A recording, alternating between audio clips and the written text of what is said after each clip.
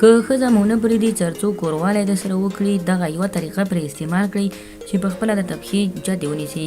سلام ګران لیدونکو، هیله ده چې روغ جوړ او د صحت جامې وفرتن وي. زه یو ځل بیا ستاسو په خدمت کې د یو نوي ویډیو سره حاضر یم. هیله ده چې د پام وړ مو وګرځېږي. تر هر څه دمخه باید یادونه وکړم، که زموږ چینل مو نه وي سبسکرایب کړی نو زموږ چینل سبسکرایب کړئ او په خوا کې ورسره د ګومړي نشان ووهئ. مننه.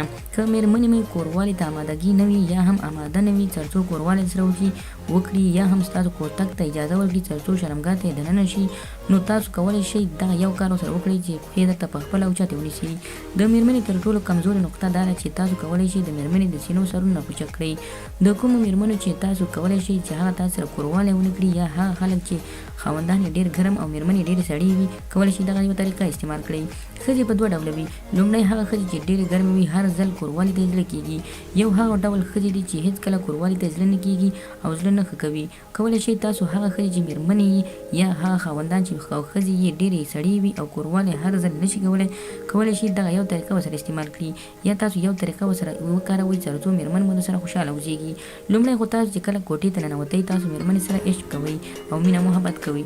له هغه وروسته تاسو کولی شئ د مېرمنې د ستنو یا د سینو سرونه تاسو په خپلو ګوتو سره پوچک کړئ. کله مو چې د مېرمنې د سینو سرونه پوچک کړئ یا هم مساج کړه، تر هر ځل تاسو د مېرمنې سره شوخي کوئ. هره شوخي تاسو ته په دې تمامېږي چې مېرمنو په شرمګاه کې یا د مېرمنې په بدن کې شوق راوپارېږي او تاسو ته د کوروالي غوښتنه وکړي او تاسو ورسره بیا سیکس وکړئ.